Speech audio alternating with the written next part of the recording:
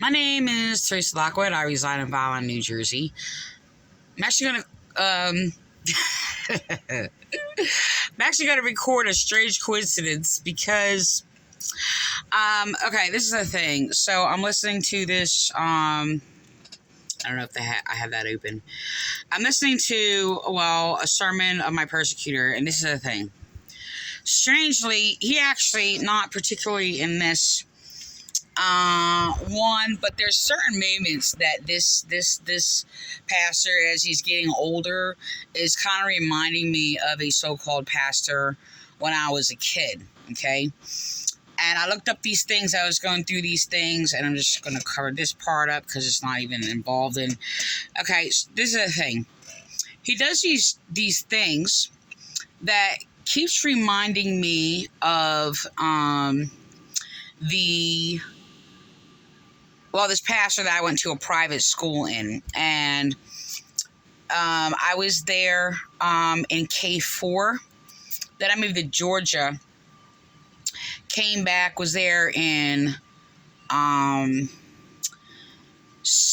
fourth grade, and then seventh grade. So when I was in Jersey, a lot of the time I went to their church. And I want to talk about that, but I want to talk about a very strange coincidence. Hold on. Okay, so I'm just going to record. I actually want to do a video on this, but so this is William Clay. A couple of years ago, or roughly, whatever, he was doing this, these movements that actually mirrored the very characteristic of this pastor when I was a kid in New Jersey, going to this Liberty Christian school, not Christian, open door Bible church. And so the thing is I've looked them up a few times, not only because he reminded me of him, but he was actually mimicking behaviors that was the characteristics of a false pastor, Pastor George Siebold of the Open Door Bible Church, Liberty Christian School. Hold on. You know what? Because I did open... I had too many windows open. I need to shut some of these down. I need to open up. Oh, come on. Not responding. It's kind of... now I should wait. Okay. Alright, I need to close these windows so I can open up. Okay. So I'm going to show you...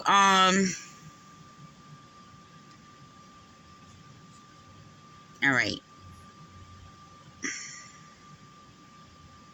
I don't want to put these other... I don't know if I can make this larger.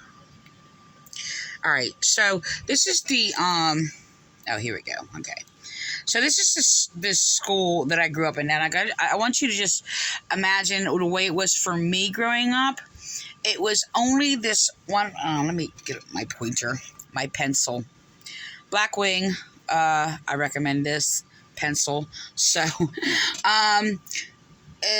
the only thing it was the main chapel area. These extensions and the gym was not there. And it had trees all around it. So I'm going to record. You know what? Let me enlarge this. Okay, so when I was growing up, it was only this part. Okay. I had this ramp. It did not... In the 7th grade, they were building this. When I was in the 7th grade there, in a private school, they were building this extension. So it was not complete until like the very end. I remember we went in there or something like that. But it was, like I said, it was just built when I was last there. This gym here was not here at all. This was all trees, and it actually had trees, and it had a big, gigantic tire swing in the back that was like, you know, the thing for every kid or whatever. I actually I'm going to say this real quick so I don't jump back and forth. So when I was in this school, all right, I was in 7th grade, and I had a very strict teacher named Mr. Croy. He would actually call me in front of the class and humiliate me in front of the class a lot. He made me write many, many Bible passages. hundreds and hundreds of times. He just kept adding and adding and adding and adding. And then, like, adding more, I couldn't get my work done, so he would add more for me not finishing my work or whatever the case may be. So I talked about that several times in a number of my videos. So the last day I was there, I had to stay in and write all these Bible passages, okay? And I actually sat in the front every time. It was, I'll explain it. I'm going to explain it to you. So here's the chapel, right? Just imagine this. It was only this. Well, this was an extension, but it wasn't being used because it was just being built still. This was not there. So it was only this part, okay? So for the high school students, consisted of probably 25 to 30 people. But the thing is, so imagine in a regular chapel, you have your pews, right? So I had pews on this side and pews on this side, okay? And the platform or the pulpit was back here, okay? So on the side of those pews had these chairs, like on each side had a chair, a chair, a chair, a chair, a chair, a chair, and chair, and chair, and chair, okay? You know what? I don't know if they would have that. I'm gonna sit there and look up. Folding chair with arm. Folding. So they look like those basic, common, commercial fold-up chairs. Folding chairs with desk arm, maybe?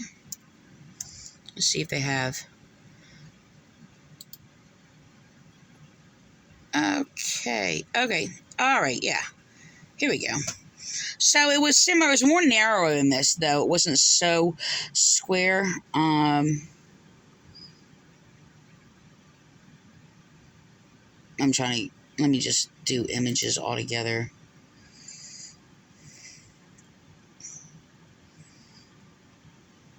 Okay, so it was very similar to this, okay, except it was all one color or whatever. So they were folded up like they were folded up when we went to church and stuff, that they had church that night or on Friday on the weekends or whatever. But this is what we did our work on, okay? And that's what it was. So it was a folding chair, and I was like looking out the window or whatever, and because I wanted to go outside or whatever, and he started yelling at me, and he actually took my desk and flipped me backwards in my desk, okay? So what happened was, it terrified me, of course, you know. So, I mean, he just got angry, got up from his desk. It was like the pews, his desk would be moved, like, you know, all the time, like, and for school or whatever, but it would be put, like, you know, there's the stage, and then it would be, his desk would be put right here, and then you have your pews or whatever, and this desk lined up. So the thing is, they had the whole high school of about 25 to 30 students in this one chapel area for school, okay? And so I was the only 7th grader, okay? So there was like 1 or 2 8th graders. I think it was like, yeah, 1, 2. I think about two or three, okay? Who were 8th graders, and then the grades went up, and people were sat by the the lowest grade to the highest grade. Okay, is how it was, from the highest grade towards the back, and you know, the younger grade. So I was basically in the front row or whatever, and he would often call me up in front of the class, humiliating me or whatever. This is Mr. Croy.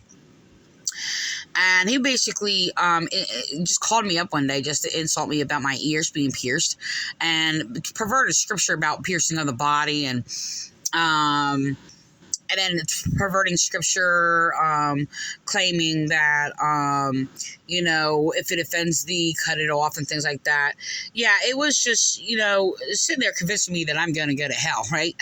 So, or I'm going to perish in hell or whatever. And it was just like, I mean, I thought about that, you know, I mean, not actually at that time or whatever, but after like a different situation, abuses in my life or whatever, I got this false idea that, well, I was being punished by God, Okay.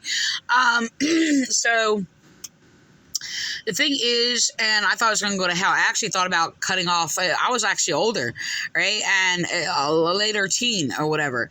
And I actually thought about, like, if I had, like, I had thought about if I was going to go to hell if I didn't cut my ears off. Okay. Now, the thing is, they punished me for metaphorical language. They didn't use the word metaphor, though. Okay. But he would often, like, be angry with me because they were, like, literalists. Okay. And they were trying to convince me that it was literalist. The thing is, they gave me this book, right? I was the only one that had to read it. And it was called, like, I can't find it. I've been trying to find it. It was called, like, The Princes. And what it had these metaphorical. It was metaphorical. And they had characters, I guess, that were, like, called hope and faith and things like that. I actually tried to find this book. And the thing is, it's just that he actually took me to his house to see how I read it. Okay.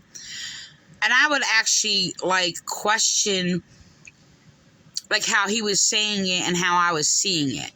But he was not, it was strange because he was not aggressive at his house. Okay. The thing is, his wife was there and he had a baby there. Okay. He was very kind to me. Okay. He never was abusive. There was, like, nothing, like, funny or weird or strange or whatever. He was very nice, was very different than how he treated me in school in front of everybody. So, it was just really strange. Want to let you know also, there was a lot of sexual abuse from, actually, I have my mind just trying to stay on my other point when I got flipped to the desk, but there was sexual abuse by the Foster Evil family that was in there, youth ministers, the Pullins, which I was a foster child of, and others. It's messing with my head, so I'm not going to go there. But I've spoken about it, and I don't want to focus on that part. So here's the thing. So when I was flipped in my desk, I actually ran out of school, came out here, went down these stairs, and basically sat right here on these steps crying, okay? So that's where I sat, and I was crying, and apparently the Pastor Siebold came out. Hold on. This one right here. I'm going to play him in a second, all right? He came out. Hold on. All right. I'm trying to get my pencil pointer. I was sitting here crying, and he came out and sat next to me or whatever. Asked me how I was crying. Why I was crying. Asked me why I was crying, and asked me what happened. I told him what happened, crying, whatever. And so next you know, we're being kicked out of the school. So obviously we know how that happens. He must have lied about something happened or whatever. And they kicked all the foster kids, because the thing is, James was another foster kid and he was being mistreated also. He wasn't basically brought in front of the class, like humiliated or anything like that. But he wound up with thousands and thousands and thousands. I think it was like around 3,000 if I can recall. I had like a few hundred. Okay. Thousands of writing assignments. This is the thing. This kid, he was not bad. He did his work. He did all these things or whatever. He would sit there and make up reasons to sit there and just give us these writing assignments. Another one was basically writing Bible passages many times. Another one was writing the pledge of the school, and things like that. So, the thing is that,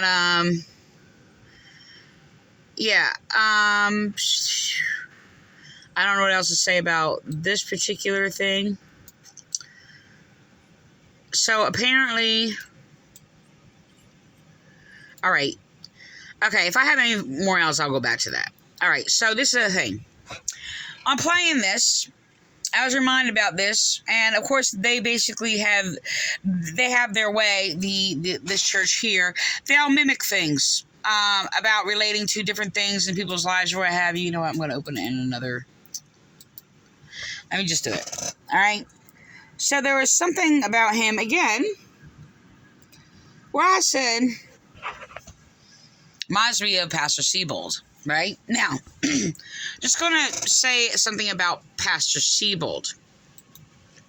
Because there was a lot of abuse by other teachers and things like that, I cannot say he was not an abuser or did anything that was like,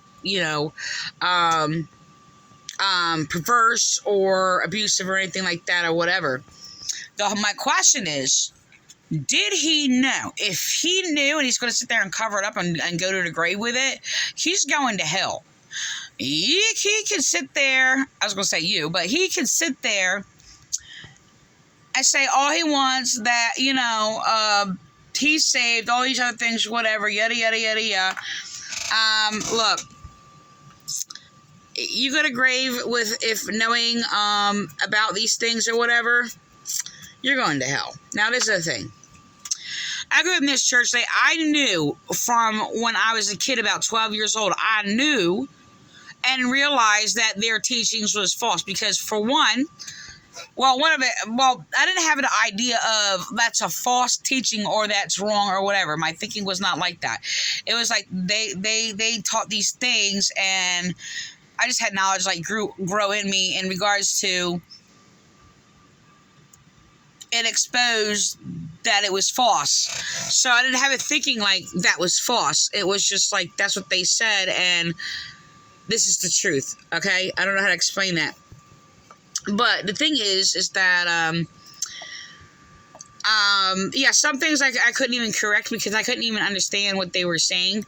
So this is the thing. They basically taught a lot of separation of church and state, right?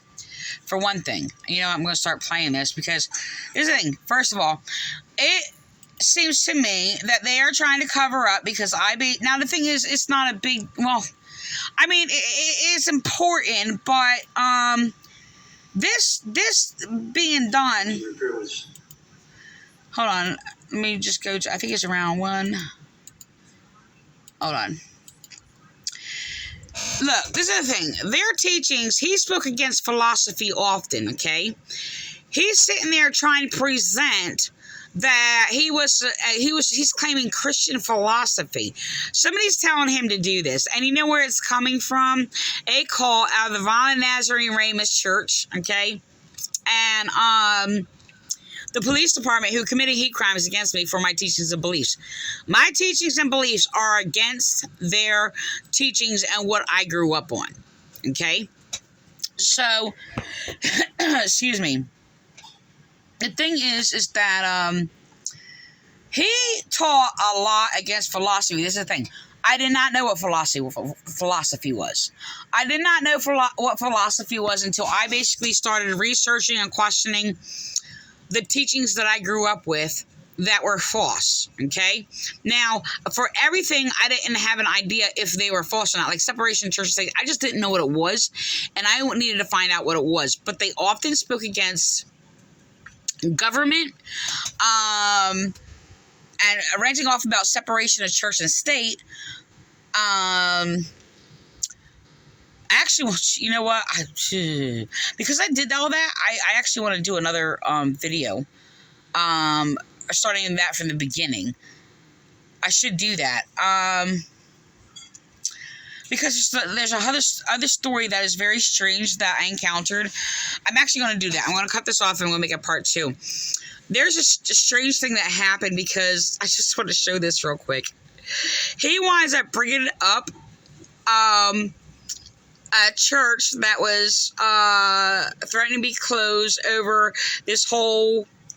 Look, I'm going to record it first, right? This is the thing. When I'm listening...